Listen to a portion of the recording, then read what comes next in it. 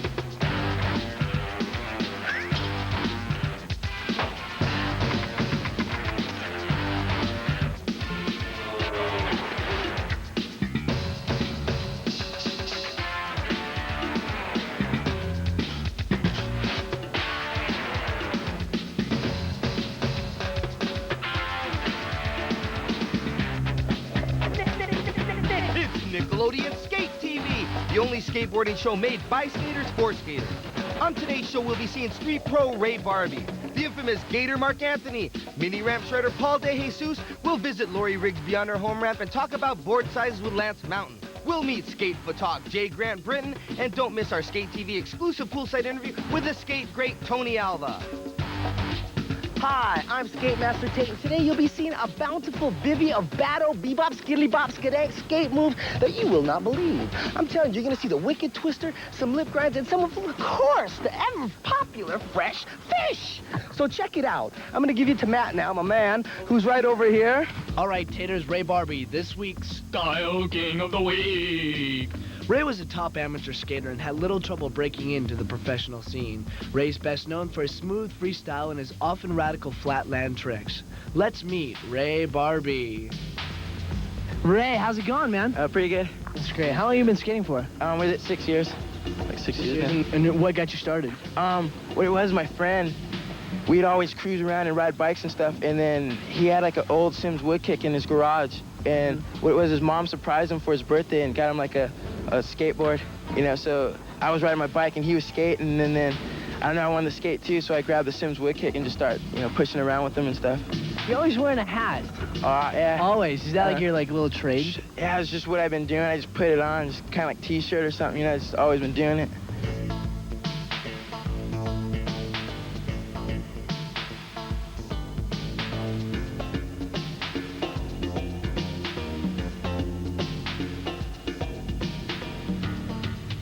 remember reading an article on you in Thrasher, yeah? Yeah. Yeah, I guess there's one in. Yeah, really. It was a really cool article. You came across a really nice guy. And I remember you saying something about your parents. I mean, they were really supportive. Oh, yeah. Yeah, they've been into it. I remember, like, me and my friend, we'd want to go to contests, but, like, the sponsors we were riding for at the time, like, they couldn't help out, really. So it's like our parents would help us out and, like, give us the money to go and stuff because they seen that we were into it and stuff. I remember how you used to, like, beg for money to get a board. And Yeah, exactly. Yeah, always get a new board and always get a new board. And then, yeah, they always be used and stuff, too. And now you're sponsored, yeah? Yeah. Who sponsored you? Right for Powell Peralta. And I guess independent trucks and like sessions. What do you think competitions? Fun when there's like fun props and stuff. You know, fun things to skate, then they're fun. Is it nerve-wracking? I mean, always competing against your friends? Yeah, at first, but then you start feeling more comfortable as you get to know them and stuff, and then you figure out you're just in it, you know, just to see how you can do and stuff, and it's just fun. It seems like it's something where everyone goes and hangs out and just skates, and then there's a contest and stuff. You also play music, am I right? Yeah? Yeah. What kind of music? I guess just punk stuff, anything. We'll Old punk? jam on anything, yeah. What it is Lance Mountain, he plays drums, and he's got an old friend, Louie, from like high school, and those guys were in the punk like way back then. That's right when it's coming out, so that's always what they've been into it. So I just jam with them, and they just do like old punk stuff.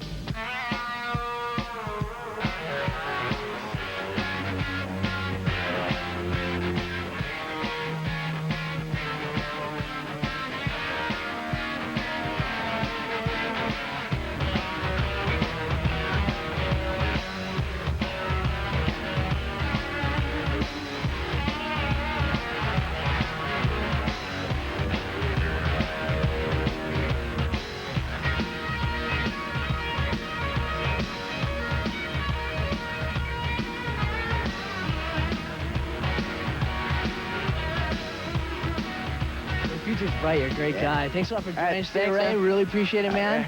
And Ray, the Hat Man Barbie.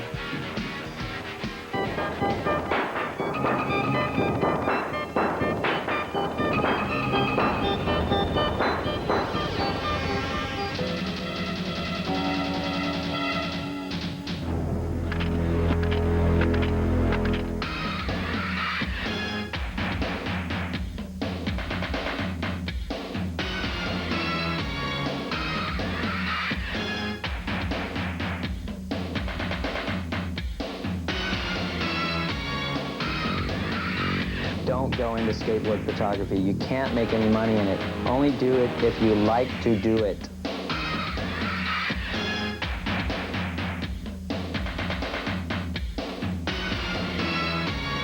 We skate how we want, and he just takes the best photographs that he can. That's what we like. Grant's man. My favorite thing about skateboard photography is the action. It's never boring. It's kind of fun dodging boards. You've got the best seat at a contest. You're up on the ramp shooting. You never have to worry about not being able to see. I work with the editors and the art director and my lab tech very closely on the future issues. I also work with the ad agency that we have in the building. We work on promotional pieces. So my job is kind of to supply photos, you know, either mine or other photographers for all these uses. This is a rough layout. Well, actually, it's not a rough layout. It's a layout for the next issue of the magazine. So what I do as a photo editor, when these are to this stage, I just go through, make sure the captions are correct, make sure there's nothing cropped out of the photo, nothing's reversed. This is a layout board. These are all ads up to here, and then this is where the editorial stories start, right here. I want to do more photography. I don't really like working at a desk. I would rather be out shooting.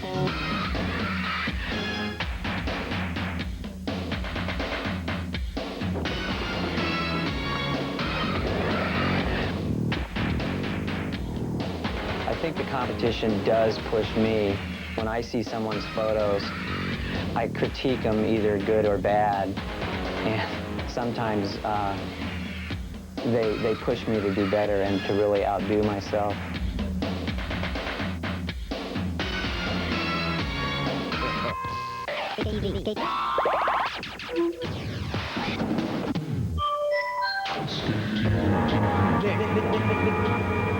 Mark Anthony, better known as Gator, has been skating for about 12 years. He's always been a top skater and is known for both his ability to adapt to any surface and for his sense of humor. He's here, he's happening, and he's Gator. Me? You! What it is, Big Jay? Daddy, what's up? Can I call you Jay, as in Jerry? You know Big Daddy? Oh, what's you're up, Potato? exposing. I'm exposing. How did you get the nickname Gator? I don't know. My name came about in about 1979. A bunch of locals at the skate park started calling me Wally. Gave me a nickname after Wally Inouye. He was one of my skate heroes back then, so I was kind of his protege, and they eventually started calling me Wally because they thought that I skated like him and everything, and eventually since that cartoon Wally Gator was out at the time, they just started calling me Gator, Wally Gator. That's what it was. So that's how I got the name Gator. How long have you been skating? Oh, man. Feels like about 40 years now. But realistically? I've been skating about 13 years. I'm 23 years old. And I came out here from Brooklyn, New York in the early 70s. Started skating in California and stuff. Been skating a long time. What's the scene like where you live? It's pretty happening. Linda Vista, Boys Club, Tony Hawk's Ramp, Carlsbad Skate Park, Mike McGill's. I like to skate at night, street skating out by my house, by the boardwalk, by the beach. It's real nice. Lots of alleys and stuff like that, handrails. Just recently learned handrails, You like that? Big jump. What do your parents think you're skating? Wow, it's like my mother was always really behind my skating, She never told me to stop or anything. She always, demanded that I get good grades, of course, like all parents do. First and foremost. First and foremost. But, no, she always told me that skating was good for me, so I took her advice. That's good, man. What do you think about when skating in contests? I don't know. I'd enjoy contests. I've been asked that a lot lately. Like, what do I think of contests? And contests are, like, for me, one of the best ways to focus my attention and concentration on something good and, like, improving my skills. What kind of music do you listen to? Oh, wow. I'm influenced by all different kinds of music. It's like just all the Motown, and I like Prince a lot, I like the Stranglers a lot from UK. They're pretty good, too. What's the process you go through to come up with a new trick? Well, for a lot of times, like on ramps, it's pretty spontaneous. Sometimes they just happen. You'll be sessioning and you think of something, a variation of something, and you just do it. Other things like spins and flips and some more spectacular maneuvers are harder to just think of spontaneously. You got to kind of map them out in your mind, dream about them a couple nights, stuff like that. Maybe do a couple fingerboard maneuvers, Yeah. Okay. What do you think about when you're skating? Man, I don't know. I just get kind of angry and just kind of pumped and kind of fear mixed with anger. Mixed with because I see it in your face when I can smile now when I see you hit the coping. It's like it's aggression. You really don't think about anything. You think about your line. You think about maybe another trick that you're gonna do. Landing, like on half pipes, I like to land right below the coping. Just to get the maximum amount of speed. Right. No bottom landing. No bottom landing for me. Out. And with that, me and Gator, Mark Anthony, would like to wrap it up. Watch SK8 TV. I'll take it. Skate with me. Wrap it up. Potato. I'll take it. Up next, the skinny on board sizes with Lance Mountain. Boards. Some big, some small. The country should come something Skate TV and Lance Mountain. Tell us, would you, about some of the board? All right, we're gonna talk about board sizes today, basically, and especially mini boards. Right here we have some minis, which is a small, scaled-down version of a big vertical board, and it's basically for kids around the age of 10 or so that are smaller than the normal-sized skater. Tell us something about the concave, Lance. Well, the concaves are getting bigger and bigger, too, because of tricks. It holds your foot in, just like the upturned tail here holds your foot in. Now they got concaves, which hold your foot in there, and they got a front, the front, which is the nose, and this board is really upturned right here. And all the boards are getting upturned and longer noses and stuff. Why? Mostly because of the tricks. Kids are skating their boards both ways now. Opposite-footed and regular-footed, a lot of the tricks are crossing over. What's the difference between a vertical board and a street board? Well, a vertical board would be like this size board here. Usually they're a little bit bigger. Usually they have a bigger wheelbase, like a 15.5-inch wheelbase, because you want more stability on a ramp. when you're landing. And on street, usually like a smaller wheelbase for quicker turning. I'm gonna take this one. Right, I'll take the rest. Is it mine? Yeah. Right, Lance Mountain boards. Okay, make sure you ride your right size board, guys. This board's for you. Coming up next on Skate TV, we'll skate with Paul DeJesus, meet Lori Rigsby, plus our Skate TV exclusive poolside interview with Tony Alva. Catch air. We'll be right back with more Skate TV on Nickelodeon. It's the Kool-Aid Wacky Warehouse Mall, where we've got lots of wild stuff. At the anything and more floor, we've got anything and more to the wacky pool for a sip of new chocolate thin Kool-Aid. The Wacky Warehouse Mall, the wackiest mall of all. Now hear this. It's the new walkie-talkie for Kool-Aid. Batteries not included. You can get your wacky-talkie by saving the Kool-Aid points on Kool-Aid soft drink packages. Order forms are also on specially marked boxes of Kraft macaroni and cheese dinner. We're talking wacky. Every day kids brush their teeth with sparkle crisp. Down. Come on to the crisp sparkle motion. It's a sparkling toothpaste that causing a commotion. Come on to the crisp sparkle motion. You put it on your brush and move it all around. It's got a good taste, move it up and down. So come on and do the crisp sparkle motion with me. Look, Mom, my candy. Hammer time! My music hits me so hard it makes me say, oh my word, thank you. Just move to the beat and you move real good with BKs on your feet. Beat, BK. Can't touch this. Give me a song or rhythm, making them sweat, that's what I'm giving them now. They know you got BKs, you're good to go. You can't touch this. Yeah! They know you're sporting British Knights, you're good to go. Go, go! British Knights, athletic footwear and apparel at Foot Locker and other fine stores. You can't touch this. Now back for more Skate TV on Nickelodeon.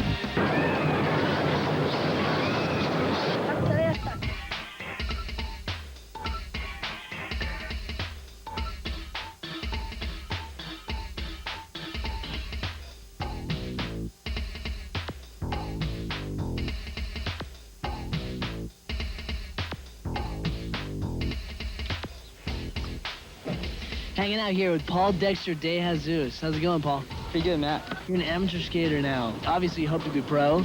Yeah, I hope so. That's my dream. Any teams in mind you like to skate for? I'm skating for Dogtown right now. They're treating me really good. Yeah. How are competitions? Pretty good.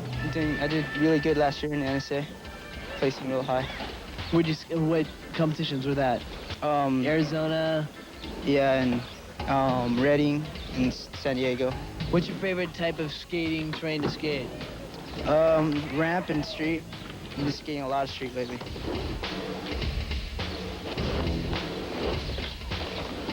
I like trying to lift weights, running a lot. Try to keep fit, I don't want to get fat. My friend Gus, he's the one that got me into skateboarding. Gus Salcido. Paul DeJesus drops in and does a pivot to tail, a spine transfer, pivot to fakie, a mute grab transfer, frontside tail slide, nose grab transfer to tail, a frontside Smith, air to fakie, backwards nose pivot, and a hurricane transfer to bail. What's your style? If you had to summarize your style in one word, if you can, what would it be? What's the word? Try to skate fast, stylish, just going really fast.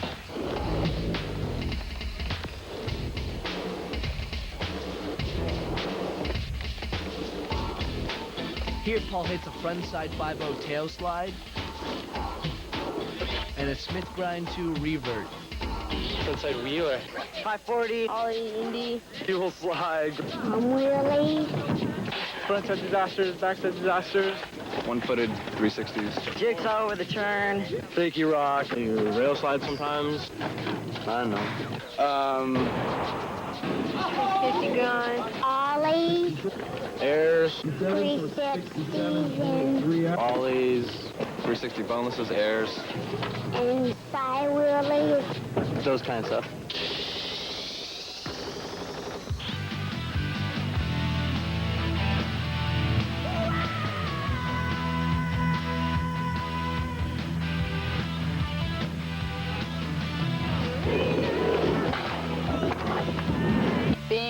female in a male-dominated sport, I guess.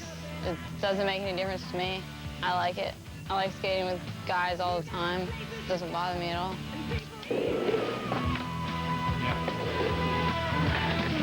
I've been skating for about 5.5 years. I've had my ramp for 2.5 years, and my dad, me, my brother, and a couple friends built it. It's a really good ramp. It's fun, and I'm really glad that I have it, and that's all there is to it. Of course, there's a big difference between the skateboards and the equipment that girls use from guys. I mean, girls, we like the nice, soft, feminine pink wheels, board with flowers, trucks that don't grind, the extra padding, because, you know, we need it a lot more. Of course, there's not a difference between the equipment that guys and girls use. It's the same boards, the same pads, everything's the same. Okay.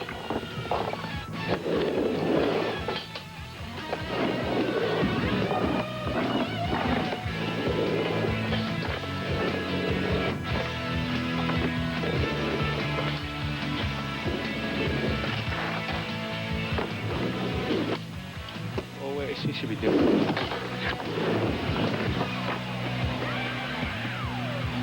Girls that don't skate don't really relate to me skating or what I do, so I never really hung out with any girls that didn't skate. And actually, I don't hang out with girls that skate either. I skate with guys most of the time, all the time, actually. I really don't think it matters whether skating is feminine or not. It's probably not, but that doesn't matter at all to me. And and as far as skating goes, I don't do it to be a role model for other girls. And if I am, then, you know, that's fine. But if I'm not, it doesn't really matter to me because I'm just going to keep skating and having fun.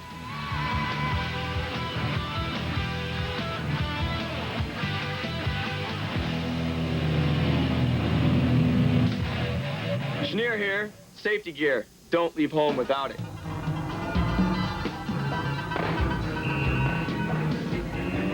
Welcome to the deep end. We've got some pretty good tape for you today, so stick around, check it out. We're gonna start it off with the beef of the week. Ollie the platform to face slam. Lean the tail to, oh, hipper. Oh, let's check that out. In slow-mo, hipper. Ooh, but he's all right. And now, the always ever popular SK8 TV trick of the week. Oh, and it boggles my mind, but it looks like a Miller flip to revert, folks. Slow-mo Miller flip. Bango. Coming at you with some home viewer video. Check it, man.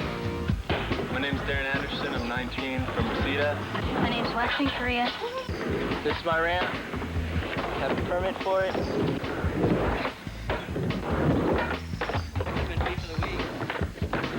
Hi, Mom.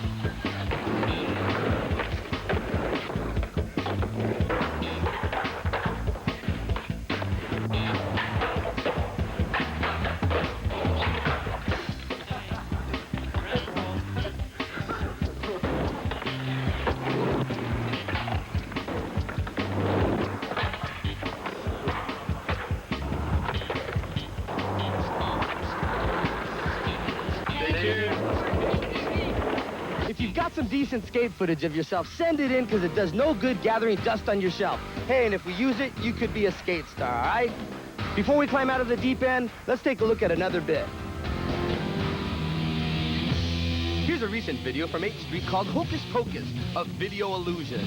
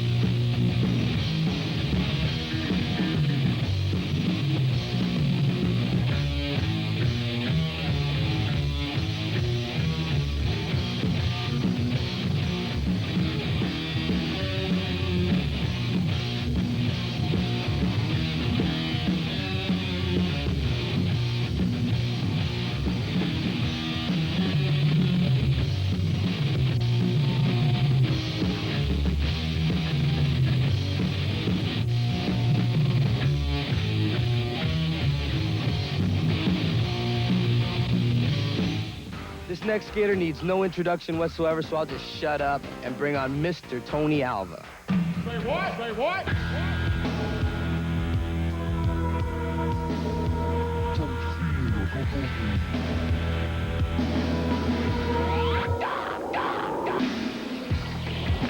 Tony Alva was one of the pioneers of modern skateboarding. In the mid and late 70s, Tony was best known for his carves, grinds, and his ability to run out of a fall.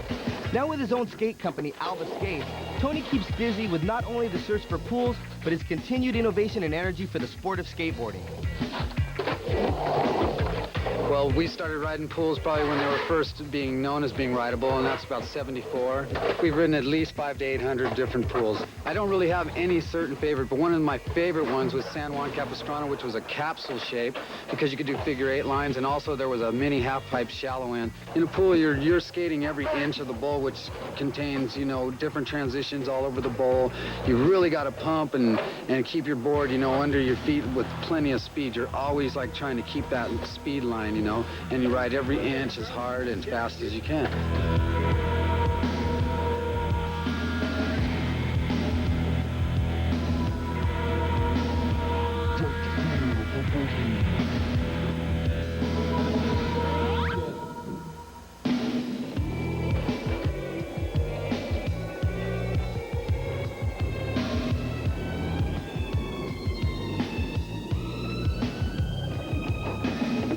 But I do like to ride a real hard wheel, you know, like a 97 durometer at least.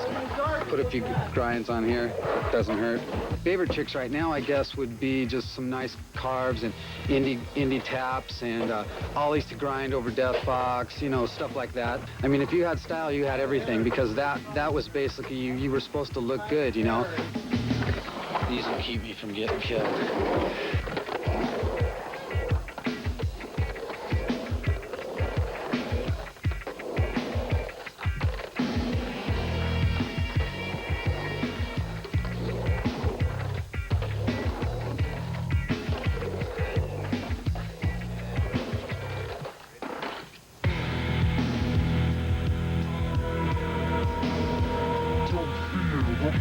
Well, the secret to finding pools is something, it's not like a cookbook or anything. It's not like anything you can just, you know, tell anybody. But then again, I have a lot of friends that are really good pool riders that love to ride concrete. I mean, that's what we live for, really, is riding concrete. Ramps are just, you know, a hobby. Pools are serious business. Remember to always let your skate and jam and avoid that old body slam. With that, I would like to say, skate when safe. You skate safe. Always. Later. Ramps are just, you know, a hobby. Pools are serious business.